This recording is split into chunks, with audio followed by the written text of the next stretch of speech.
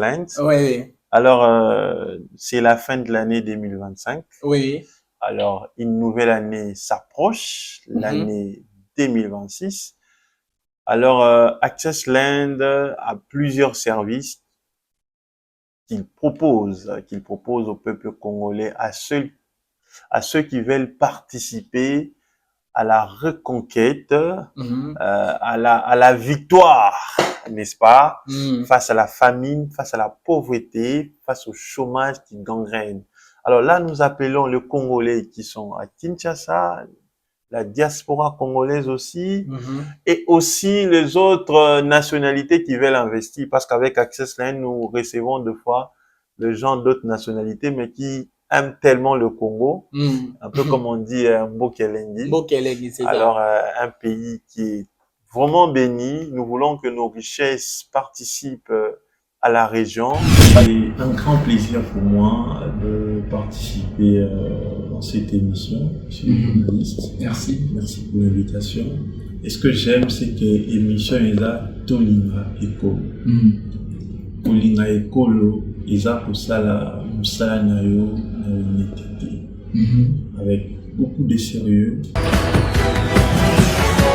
Salut, très chers fidèles téléspectateurs, vous êtes très nombreux en train de suivre votre merveilleuse chaîne Canal RD officiel. J'ai toujours cette habitude-là de vous souhaiter bienvenue dans votre émission Tolinga Ekolo et la patrie. Aujourd'hui, nous allons nous échanger sur beaucoup de choses liées dans le domaine agricole. Et comme l'Afrique en général et la RDC en particulier fait face à un grand défi alimentaire, aujourd'hui nous nous sommes dit, nous devons normalement être auprès d'un expert. Et cet expert-là va normalement nous aider à mieux comprendre qu'est-ce que nous devons faire pour vaincre la famine en Afrique, plus particulièrement en République démocratique du Congo. Je suis passé dans cette émission, je suis avec M. Christian Bokombe qui est un expert. Bonjour M. Christian. Bonjour, monsieur Jonathan. Oh, je crois que, Alias Contact. M. Christian, vous vous portez à merveille. Oui, ça va très bien par la grâce de Dieu. Et c'est Christian, avant que nous puissions aborder ces thématiques importantes, la thématique d'aujourd'hui, c'est l'agriculture et la pisciculture, source de la stabilité économique. Avant que nous puissions aborder ça, il y a beaucoup de nos téléspectateurs qui ont besoin de connaître qui est M. Christian. Ok, merci beaucoup. Je réponds au nom de Bokombe Lomo Christian. Je suis entrepreneur dans le secteur agricole. Je suis consultant en aquaculture et en même temps aussi gérant, directeur général de la société Access Land, la SARL Access Land. Directeur général de la société SARL Access Land. Alors, nous entrons dans les bancs de cette émission et nous allons exprimer tout ce que nous avons comme préoccupation, M. Christian. Je suis vraiment très content. Alors, M. Christian, vous êtes expert dans le secteur agricole, surtout expert en pisciculture. Alors, M. Christian, est-ce que vous pouvez nous parler de votre parcours? Qu'est-ce qui vous avait poussé de se lancer dans le secteur agricole? Quelles sont les motivations? Qu'est-ce que vous avez vu que beaucoup de personnes jusqu'à maintenant ne parviennent plus à comprendre? Bon, parlez de nous un peu. Quelles sont vos motivations? Qu'est-ce qui vous avait boosté d'être accro dans ces secteurs? Oui, merci beaucoup. La question la question est très pertinente parce que nous sommes dans un pays majoritairement dominé par le jeu, vous savez. Alors, lorsque nous parlons de la jeunesse consciente et que nous sommes conscients, excusez-moi pour la tautologie, d'un petit parcours réalisé, je pense que c'est très important. Alors, la motivation, c'est de marquer l'histoire, n'est-ce pas? Moi, j'ai dit toujours, le Congo, la RDC est un grand pays. Et ce pays doit retrouver sa grandeur. Et sa grandeur, c'est dans tous les secteurs. C'est-à-dire chaque personne, chaque jeune, dans les secteurs auxquels vous êtes, vous devez aider les pays à retrouver sa grandeur en faisant bien ce que vous êtes en train de faire, en se développant chaque jour. Vous avez peut-être dans le secteur de l'aquaculture, on parle de la pisciculture. Aujourd'hui, c'est un secteur qui semble très marginalisé, alors que l'histoire de la pisciculture en Afrique centrale a commencé en RDC. En RDC. À Lubumbashi, dans le Haut-Katanga, avec l'Inirakipo. Mais nous voyons aujourd'hui, nous recourons vers d'autres pays, tels que la Zambie, d'autres pays de l'Afrique centrale, qui ont su développer la pisciculture. Vous allez peut-être dans la province du Haut-Katanga, là-bas, vous allez voir que ils sont alimentés, ils sont nourris en termes de poissons par nos pays voisins. Nous avons oublié, nous sommes perdus au fait. Alors que nous qui avons commencé l'histoire de la pisciculture avec la souche des Clarias gariepinus et capturée dans les lacs Upemba, en 1949, aujourd'hui nous sommes perdus, ce sont les autres pays qui prennent des langues. Alors, nous avons le devoir de rehausser, d'aider les pays à retrouver sa grandeur. Et c'est dans cette optique-là. Et vous allez aussi sur le plan de l'agriculture, où vous trouvez que la RDC va avoir à son actif, en termes de ressources, 80 millions de terres arables. Et moins de 10% de ces terres sont exploitées. Alors qu'avec ces 80 millions de terres arables, nous avons la capacité de nourrir 2 milliards de la population mondiale. C'est comme j'aime dire, les jeunes chôment en ville et la terre chôme autour de la ville. Les jeunes chôment en ville et la terre va chômer autour de la ville. La solution à ces deux équations ne peut qu'être déduite. Il faut retourner à la terre. Car l'agriculture et la pisciculture sont la source de la stabilité économique. Aucun pays ne se développe en négligeant les secteurs primaires, qui est le secteur de l'agriculture ou de l'aquaculture. Alors, le défi est grand, mais notre détermination est plus grande que le défi, ce qui fait que nous continuons à travailler et nous continuons à inspirer cette jeunesse-là de pouvoir se dire pourquoi ne pas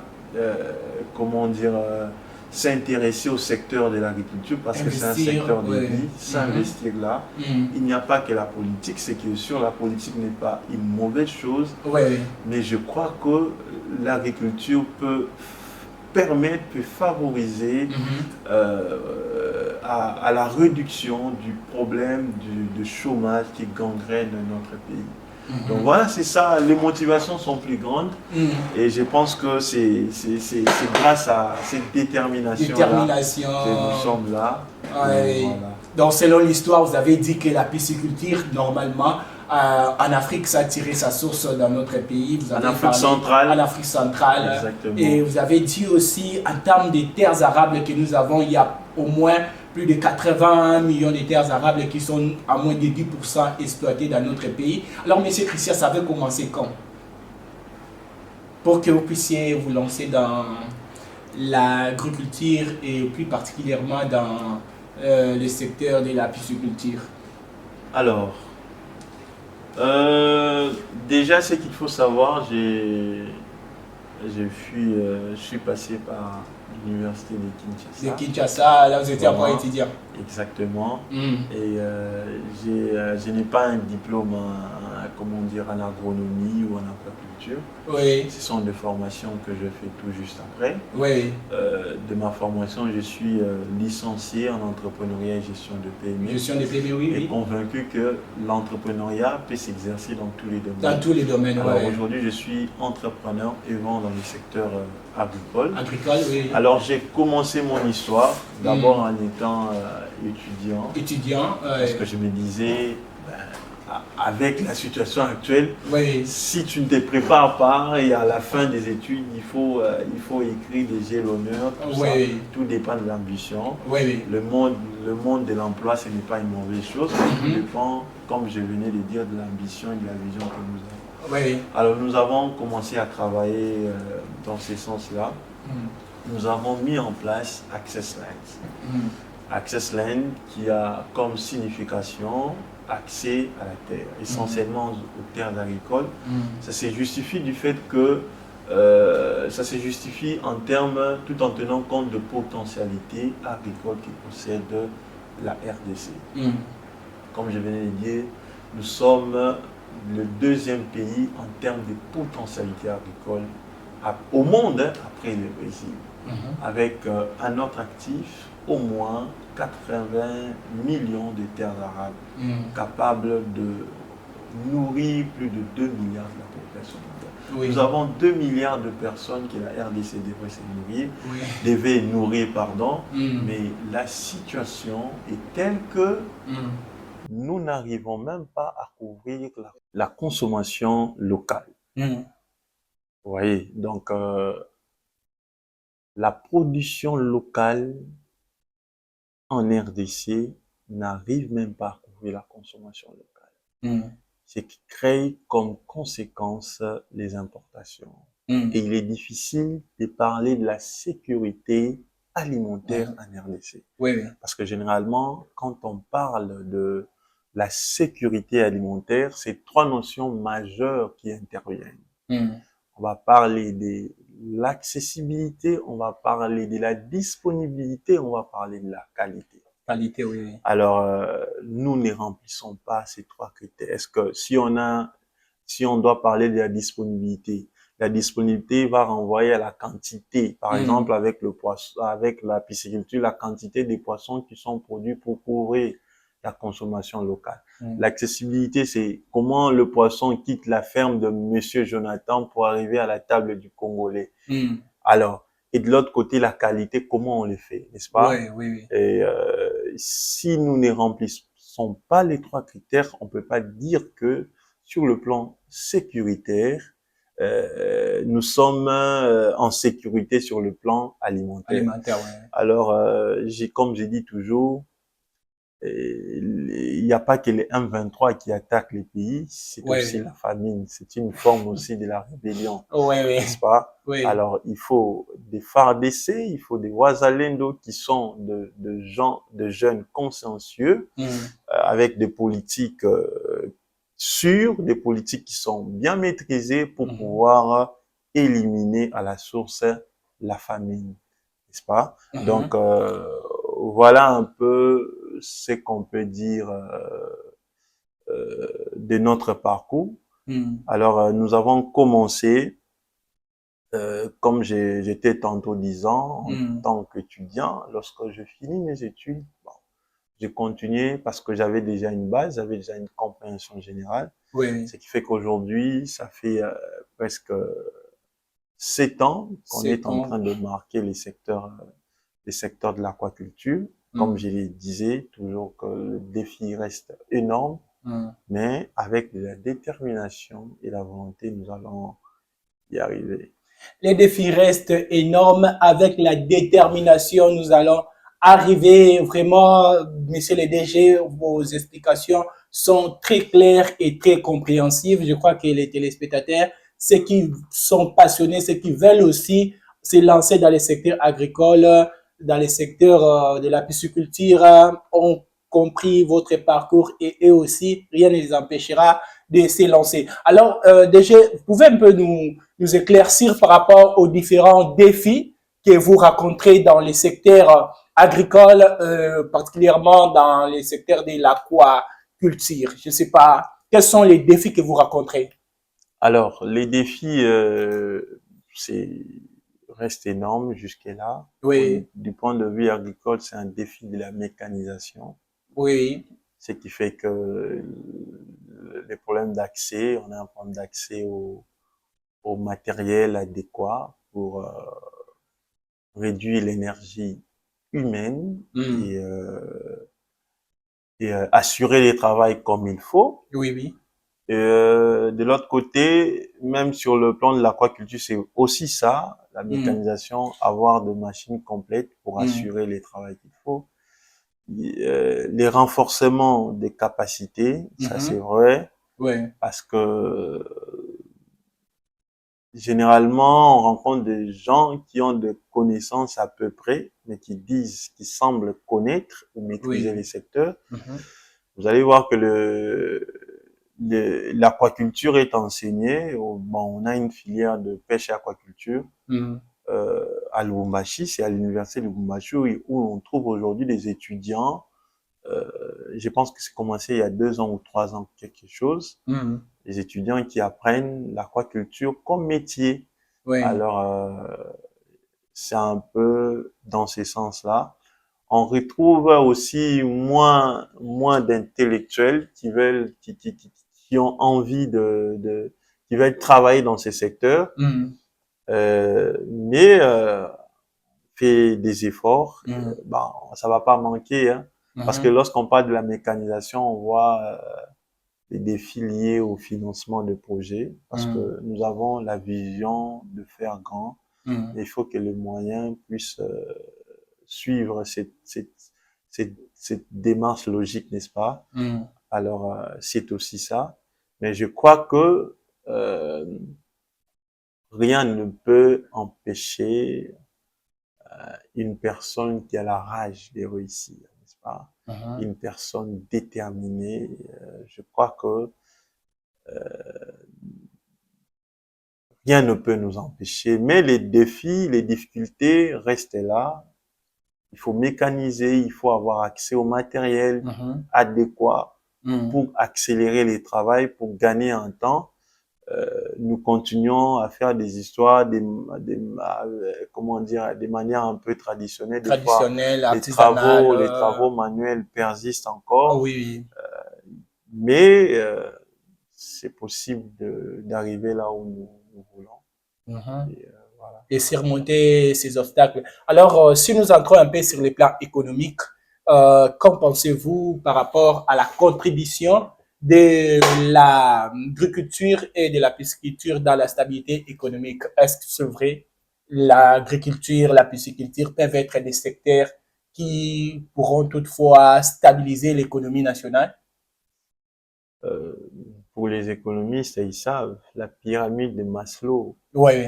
dans l'ordre des priorités, vous allez voir que il y a les manger liés à, Besoins physiologiques. n'est-ce pas, les besoins physiologiques Mhm. qui rentrent là. L'homme doit d'abord consommer, Mm. n'est-ce pas? Oui, oui. Je peux me décider de ne pas, euh,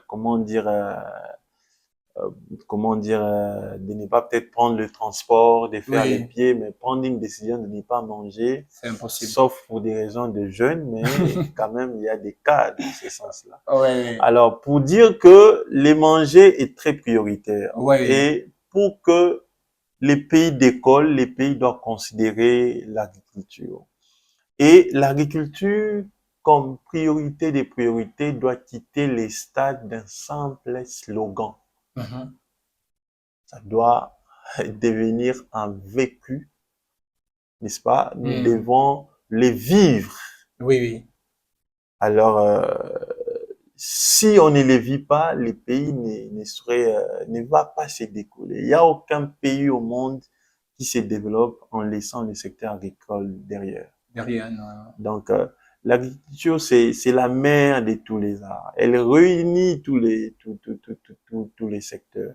Donc, les grandes nations, les Mm. grandes puissances ont compris cela. Mm. Ils ont compris que pour avancer, il faut tenir compte du secteur de l'agriculture. Mhm. Alors, c'est pourquoi vous allez voir que les États-Unis, premier producteur de tel ou quoi que ce soit. Oui, Alors, comment dire, nos premiers minéraux, oui. notre mine, Mm. n'est-ce pas, que nous avons, les minéraux stratégiques, premièrement, c'est quoi? C'est la terre. Mhm. ouais, nous avons des terres qui sont fertiles, Oui, n'est-ce surtout pas? dans On notre peut pays. tout prendre, mais sauf aujourd'hui, si vous voyez les prix du cacao sur les marchés, ben, Oui, vous voyez un peu, c'est les secteurs maïs, agricoles tout ça. qui dominent, au fait.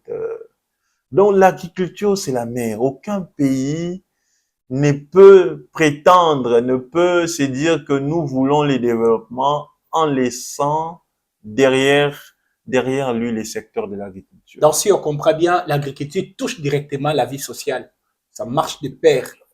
Exactement, ça touche une vie, la vie sur le plan social et économique, n'est-ce pas? Oui. Avec l'amélioration des conditions de vie, les gens mangent bien, il y a la santé, de l'autre côté, il y a l'économie qui bouge, n'est-ce pas? Bouge. Et ça peut Lorsque aussi résoudre les problèmes liés au chômage. exactement les problèmes liés au chômage est résolu et réduit, vous comprenez? Et de l'autre côté, qu'est-ce qui se passe lorsque on exporte? Il y a des devises qui rentrent, ce qui crée comme conséquence économique quoi, la baisse du taux des dollars, n'est-ce Oui, pas? oui. Ce qui favorise la déflation, n'est-ce pas? Euh, donc nous avons intérêt Oui, à considérer l'agriculture comme il le faut, oui, les, à quitter les stades des simples slogans oui, et faire de l'agriculture comme un, un levier économique oui. et quitter les stades de la conception de l'agriculture comme un simple mode de vie ou Mhm, une simple activité de substance, mhm, mais considérer l'agriculture comme une activité économique, un business rentable mhm. capable Oui, de créer des millionnaires et des milliardaires de demain. Je crois qu'avec la vision du chef de l'État de faire de jeunes, si on veut faire de jeunes des millionnaires ou des milliardaires, je pense que il faut aussi privilégier l'agriculture. Il faut mhm. privilégier l'agriculture. Je pense que grâce au secteur agricole, nous pourrons résoudre beaucoup de problèmes parce que la guerre que nous devons mener, c'est contre la faim. Vous savez, Mhm, quand mhm. vous ne produisez pas suffisamment, là, ce qui fait la force de la Russie aujourd'hui, c'est pas seulement une force militaire, Oui, oui, c'est aussi au niveau de la production. oui, oui, la production, exactement. Comprenez? Mhm. Donc, la sécurité, la souveraineté d'un pays n'est pas seulement sur le plan militaire Mhm. ou sur un autre plan. La capacité d'un pays à se défendre, ce n'est pas Mhm. seulement sur le plan militaire, c'est sur Militaire. sa capacité à produire Mhm. pour mettre à l'abri de la famine sa population. La population, Sinon, exactement. si vous êtes dépendant de tels, par exemple, comment on dit, cette année ou je ne sais pas, récemment, quand il y a eu fermeture de la frontière Zambie et, euh, et les Katanga, donc Mhm. c'était de pleurs. Pourquoi? Parce que vous ne produisez pas, Mhm. vous êtes dépendant. Mhm. Et l'agriculture rend un pays indépendant Indépendant. et souverain. Ah, l'agriculture a un pays indépendant et souverain, c'est que notre DG Christian Bokombi nous a interpellé, il nous a normalement décortiqué. Alors, dans tout ce que le DG vient de dire, il faut comprendre, c'est juste de prioriser l'agriculture. Aujourd'hui, l'agriculture, je peux dire DG est un peu méprisée parce que on voit pas vraiment en termes de potentialité que nous avons l'État investir beaucoup de sommes d'argent dans ces secteurs. Et c'est par là que il y a une question qui me revient quand vous êtes en train d'expliquer toutes les potentialités agricoles que notre pays a, comment est-ce qu'on peut prioriser l'agriculture, et que même vous venez de dire que nous ne pouvons jamais nous développer en laissant l'agriculture à côté. Alors, Monsieur Christian, j'aimerais que vous puissiez un peu nous révéler si c'est vrai, est-ce que l'État aussi vous accompagne, vous étant les experts dans ces domaines. Et qu'est-ce que l'État peut faire pour que ça puisse vous aider de résoudre ces problèmes parce que c'est vous qui êtes les soldats mieux placés pour combattre cet ennemi appelé la famine. Merci beaucoup pour la question. Je crois que les efforts sont en train d'être fournis. Mm Euh, -hmm. on voit avec les ministères de l'Agriculture et toutes les entités politiques ou étatiques pour aider les secteurs agricoles à se développer. On les voit de loin. Nous croyons que ça aura un impact positif. Mais Access Lane en tant qu'entreprise, jusque-là, on n'a pas encore un accompagnement personnel de l'État. Mais avec ce que nous voyons, nous croyons que l'État est en train de toucher les autres parce que notre plus grande préoccupation, c'est au fait, c'est de vaincre cette guerre, c'est de sortir victorieux. Alors c'est ça qui nous intéresse. Mais particulièrement, nous aimerions aussi avoir l'attention de l'État pour ce que nous sommes en train de faire, pour les activités, pour notre vision, exactement, les renforcements des capacités, la formation de jeunes.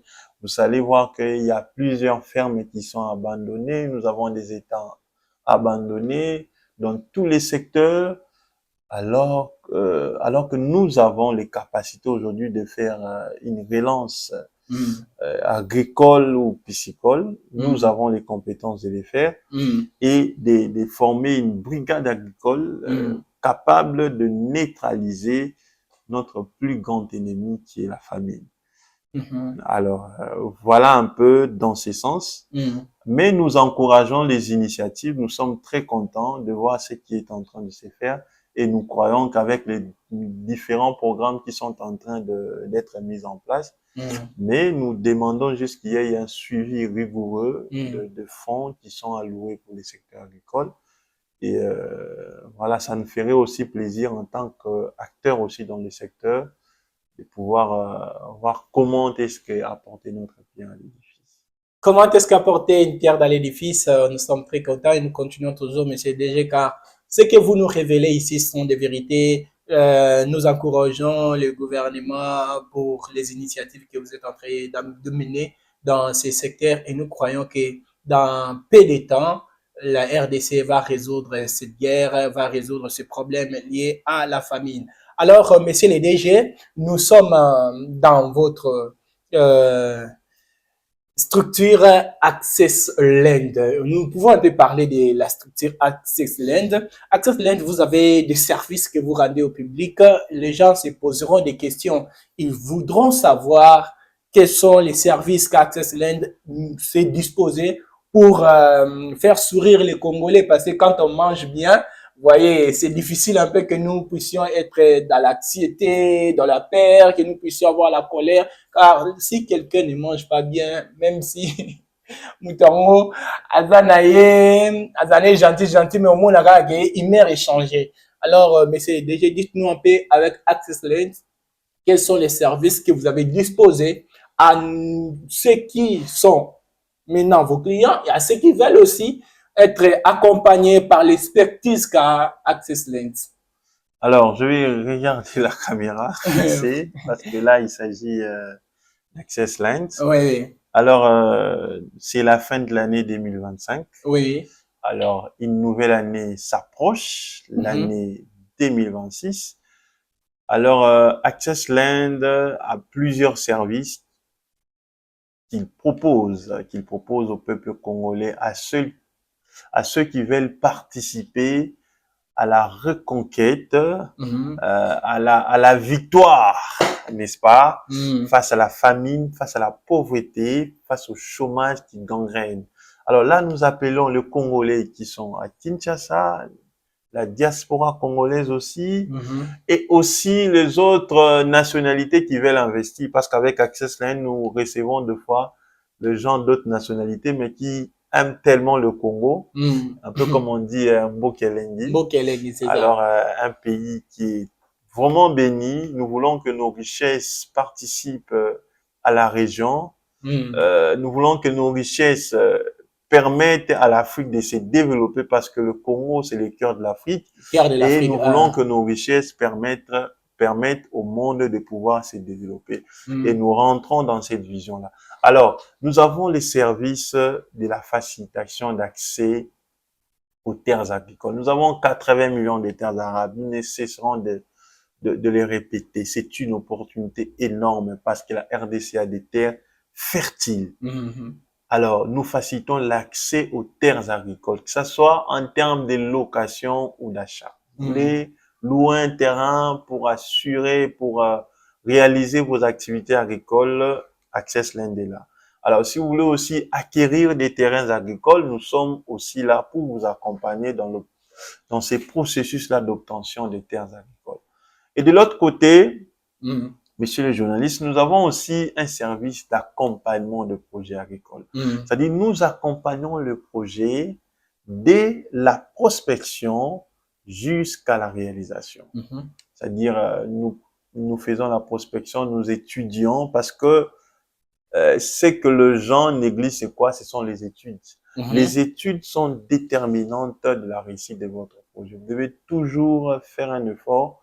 Là où vous voulez vous lancer, appelez les ingénieurs pour qu'ils fassent l'étude de votre sol pour vous éviter les premières erreurs lorsque l'on se lance dans le secteur. Alors, Access Land a ces services-là. Nous étudions votre projet, nous faisons la prospection, nous concevons le projet et ensuite, c'est la mise en œuvre. C'est ça les services de l'accompagnement de projets agricoles. Nous avons aussi les services de commercialisation de produits agricoles, n'est-ce pas? Vous produisez, mais vous ne savez pas comment vendre. Vous ne maîtrisez pas les marchés. Vous ne maîtrisez pas les marchés. Access Land est là pour vous aider à vendre au meilleur prix et à éviter les pertes post-récolte. Nous avons aussi les services de formation. Comme nous le disons toujours, la formation, c'est les premiers investissements que vous faites. Pas seulement dans les secteurs agricoles, mais dans tout domaine, dans tout autre domaine, vous devez d'abord vous former et avoir des informations par rapport à ces secteurs-là avant de vous lancer. Parce que la formation vous évitera beaucoup de choses, vous met à l'abri des pertes d'argent, d'énergie et du temps. Alors, nous renforçons les capacités des productions des agriculteurs ou soit des pisciculteurs qui sont déjà dans le domaine, mais qui peinent à maximiser les recettes. Nous accompagnons aussi les fermes dans ce sens-là. Et de l'autre côté, nous avons aussi la vente des matériels, toujours dans le souci des participations à la mécanisation du secteur agricole et aquacole. Exactement, monsieur le DG, comme vous venez de dire, si on veut que la nourriture soit sur la table des Congolais, il faut que nous puissions privilégier les secteurs agricoles et que, très chers téléspectateurs, vous qui nous suivez, vous qui êtes passionnés de l'agriculture, de la pisciculture, vous ne soyez pas accompagnés par des imposteurs, que vous soyez accompagnés par une structure dont l'équipe est remplie des experts, des personnes qui sont calées, qui ont des connaissances approfondies dans ces secteurs, qui ont des informations qui vous feront réussir dans votre investissement. Alors, je tiens premièrement à poser encore la question à notre DG parce que autrefois j'avais passé ici, j'avais trouvé une grande quantité de personnes qui étaient en train de suivre la formation. Alors, on veut savoir dans les jours à venir, est-ce que vous avez un programme pour former encore des nouveaux soldats qui vont se lancer dans cette bataille? Ce programme au début, ou soit ce programme qui va normalement débuter l'année 2026 ou soit à la fin de cette année, est-ce que vous avez prévu un programme qui fera en sorte que ceux qui veulent apprendre dans le secteur agricole, parce qu'il y a des gens qui ont des moyens mais qui n'ont pas des informations claires, qui n'ont pas de connaissances pour investir dans le secteur agricole. Alors DG, dites-nous un peu, est-ce que vous avez un programme de formation dans le secteur agricole ainsi que dans la pisciculture pour vos clients et pour le public? Merci beaucoup pour la question. Pour l'année 2026, il y a un calendrier qui est en train d'être finalisé. C'est-à-dire, chaque année, nous faisons un calendrier des formations. Ouais. Parce qu'on ne forme pas seulement ceux qui sont à Kinshasa. Nous avons l'habitude de sélectionner 2 ou 3 provinces qui bénéficient de nos formations. Et on croit que l'année 2026 nous attend un peu dans plus de provinces que l'année 2025. Nous avons eu à passer par les Kasaï, les Lualaba et les Haut-Katanga. Et je crois que pour cette nouvelle année 2026, les nombres de provinces pourront peut-être augmenter. Mais seulement on a un calendrier d'activités ou soit de formations prévues. Et nos formations sont généralement en présentiel, mais accompagnées aussi d'une formation en ligne pour ceux qui ne sont pas présents ou disponibles. Alors, c'est la nouvelle année. Il faut une nouvelle expérience, n'est-ce pas? Il faut vraiment apprendre.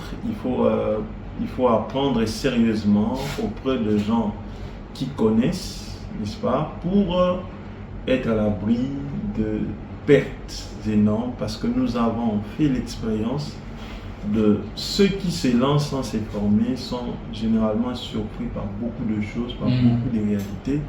Il faut maîtriser les réalités. Comme je l'ai dit toujours, c'est bien beau de se former en ligne par nos frères africains, mais seulement, ce qu'il faut retenir est qu'en agriculture, il n'y a pas de copier-coller. Il faut tenir compte des réalités, aussi consulter aussi ceux qui sont dans votre secteur, ceux qui œuvrent déjà en RDC, parce qu'ils ont la maîtrise de certaines réalités qui pourront être très bénéfiques pour le succès de votre projet. Pour le succès de votre projet. Alors, nous sommes arrivés presque à la fin de notre émission aujourd'hui. Avec les DG, on a eu à s'échanger sur le défi que rencontrent les agriculteurs et qui ont décidé de se lancer dans le secteur agricole. Avant ça, on avait décortiqué aussi quelques éléments importants liés à son parcours. Ça a été un parcours, et jusqu'à maintenant c'est un parcours très trivial. Alors nous avions aussi parlé sur comment l'État peut intervenir dans ce secteur, quelles sont les actions que l'État peut poser pour permettre en sorte que les Congolais puissent se retrouver, et comment aussi ce secteur résout les problèmes du chômage, de la famine. Et on a aussi à parler des services de la structure Access Land. Vraiment, nous sommes tellement bénis par ces glorieux moments d'échange. Alors, monsieur le DG, une question, bon, je sais pas, mais juste par curiosité. Aujourd'hui, beaucoup de jeunes qui sont comme vous, on les voit dans des Mkomboso, tout ça. Bon, quand vous voyez ces jeunes, parce que ce sont des jeunes qui ont des potentialités, qui ont des capacités de travailler. Nous ne les critiquons pas, peut-être les autres aussi travaillent, mais ils ont pris le temps de se détendre. Mais ça devient un peu très exagérant, ça devient un peu excessif de voir à chaque moment les jeunes qui devraient normalement se concentrer sur des choses liées au développement et à l'émergence de la nation, mais à chaque fois ils passent leur temps seulement dans des futilités, si on peut dire ça de manière très véridique. Quel est le message que vous pouvez transmettre à ces jeunes, et qu'est-ce que vous pouvez dire quand vous voyez ces choses? Merci beaucoup pour la question, elle est très pertinente. Premièrement, il faut savoir que la musique, c'est notre culture. Elle définit le fait d'être congolais. C'est-à-dire sur 100% de Congolais, au moins 90% savent danser et savent chanter. Nous avons ces dons-là, c'est un don qui est naturel. Et nous vivons plusieurs réalités en RDC. Les stress, tout ça, on s'est dit, ok, mieux vaut une jeunesse quand même qui se retrouve autour de la musique qu'une jeunesse qui est totalement perdue.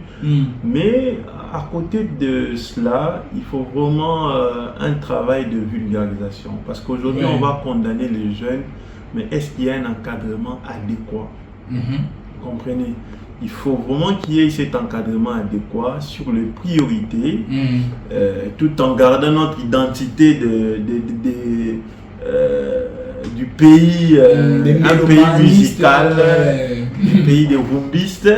Nous avons des stars qui chantent, mais seulement il y a un souci d'encadrement. Aujourd'hui, les jeunes qui s'élancent, mais ils n'ont pas un encadrement adéquat. Est-ce qu'ils ont toutes les chances possibles pour se développer? Il semblerait que la jeunesse, l'avenir de la jeunesse est hypothéqué.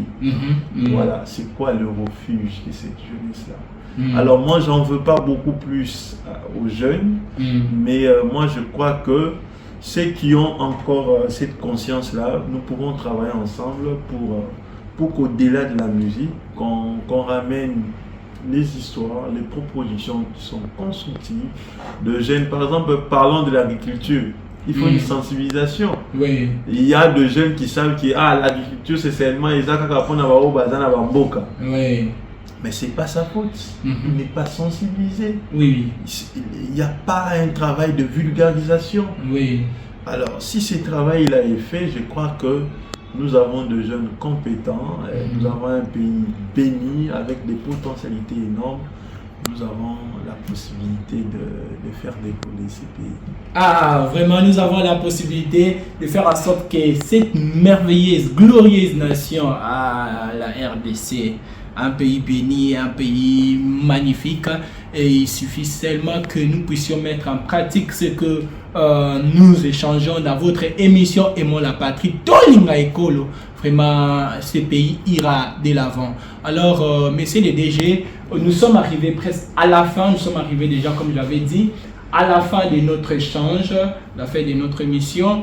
Quel est votre dernier message aux agriculteurs, aux investisseurs dans les secteurs agricoles, votre dernier message aux personnes qui veulent investir dans les secteurs agricoles et votre dernier message aux jeunes Congolais qui, malgré tout, sont en train de lutter, ils sont en train de chercher l'indépendance financière, chercher de mettre en place des structures qui feront en sorte que ces personnes qui puissent contribuer à l'émergence et au développement de notre nation.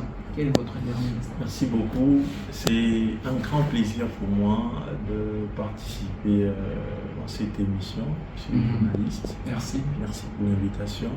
Et ce que j'aime, c'est que l'émission est là, Tolinga Ekolo. Tolinga Ekolo, Eza Kusala, Musala Nayo, Naonetete. Avec beaucoup de sérieux. Parce que Congolais Oyo Azoya pour investir dans le secteur Nayo, dis-toi que Azapé n'a souci à ça, il y a qu'à se développer.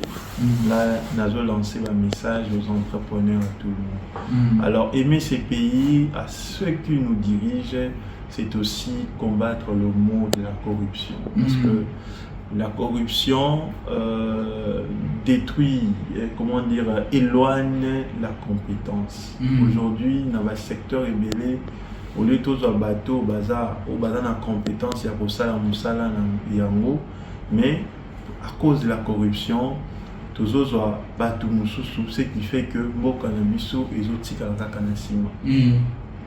nous sommes de ces jeunes-là nous faisons partie des jeunes qui croient que le Congo est en train de retrouver sa grandeur. Et sa grandeur, c'est dans tous les secteurs. Là où vous êtes, faites bien les choses. Pas seulement pour nous, mais pour les générations futures. Nous voulons d'un pays qui répond aux attentes, aux défis mondiaux. Parce que la RDC, nous sommes au cœur de l'Afrique. C'est un grand pays. Nous voulons que nos ressources, notre richesse profite à la région, à l'Afrique et au monde entier. Et nous avons tous les atouts, nous avons toutes les compétences. S'il vous plaît, ne nous livrons pas aux antivaleurs, ne nous livrons pas aux choses qui vont nous faire reculer, mais ensemble, et chacun de nous dans son secteur et dans ces pays à se développer. Un message à tous les jeunes qui cherchent l'issue du jeu. À tous ces jeunes qui se battent, En tout cas, un coup de chapeau aussi à tous les entrepreneurs. Nous, des fois, je rencontre des jeunes qui étaient autrefois entrepreneurs. Ils te disent, écoute, aujourd'hui, là, je travaille dans une banque parce que ça n'a pas marché, parce qu'il y a un problème des taxes, parce qu'il y a un problème de ceci, cela, parce qu'il n'y a pas d'égalité, parce qu'il n'y a pas de financement.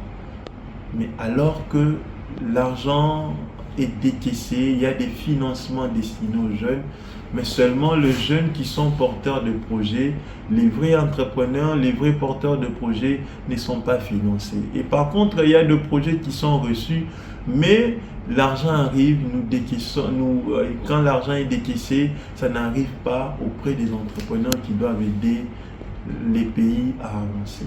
Nous appelons à la conscience de tout le monde. Nous vous appelons parce que l'avenir du pays dépend de cette jeunesse et nous ne devons plus laisser cette jeunesse marginalisée. Et la jeunesse aussi, nous devons prouver que nous sommes compétents. C'est ça. Là où les gens voient que voilà, le jeune ne peuvent rien faire, ils sont dans la distraction, mais je pense qu'au fond, dans l'ombre, il y a ces jeunes-là qui se battent jour et nuit pour trouver des solutions, mais ils ont juste un problème d'encadrement, un problème de soutien. Donc, ne baissons pas les bras, chers jeunes. Je crois que tôt ou tard, la lumière finira par apparaître et ce pays connaîtra un grand succès, connaîtra son développement grâce à cette jeunesse qui occupe plus de 70% de la population congolaise. Le pays connaîtra sa lumière et grâce à cette jeunesse qui occupe 70% de la population congolaise. Alors, monsieur le DG, quelques salutations. Ceux qui vous suivent. Les salutations vont premièrement envers tous les jeunes entrepreneurs, tous les entrepreneurs. Les défis au Congo sont énormes.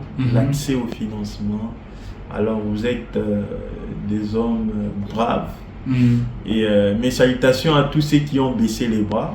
Ce n'est pas fini. Il y a possibilité de se relever. La nouvelle année approche, c'est l'année 2026. Je vous souhaite plein succès.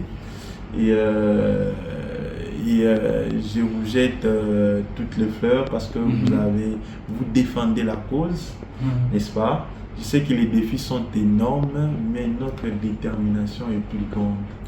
Notre vision de voir un Congo grand qui répond à sa grandeur sur le plan, c'est-à-dire sur le plan de l'Afrique. Aujourd'hui, nous avons la RDC membre de la SADC.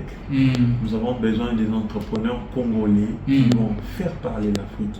Parce que la RDC, en accédant dans ces plateformes, ne doit pas avoir avoir une position des subisseurs. C'est-à-dire que nous, on ne fait que acheter, acquérir. Nous devons aussi être là présents avec nos productions. Et ça passe par les soutiens des entrepreneurs, de ceux qui font l'économie de demain. Donc mes salutations à ces jeunes-là et beaucoup de fleurs. À mes parents, de manière particulière à maman et à tout le monde. Et voilà. Merci beaucoup, monsieur le DG.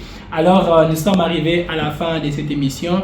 Nous ne pouvons jamais, comme j'ai toujours dit, nous avons cette coutume-là de valoriser des personnes que vous ne voyez pas au travers de leur service. Ils font en sorte que Canal Radio officiel puisse être toujours dans le professionnalisme.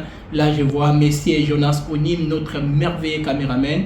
Je vois les grands réalisateurs. Permettez, vous êtes des personnes un peu humbles, vous n'aimez pas qu'à chaque fois que je peux vous citer, mais permettez-moi de vous dédicacer parce que vous faites un merveilleux travail et je suis vraiment reconnaissant de ce que vous faites. Monsieur Enoch Komba, les grands réalisateurs. Je vois aussi madame Regina Nzaou, je vois madame Laurence de l'équipe Canal Radio officiel.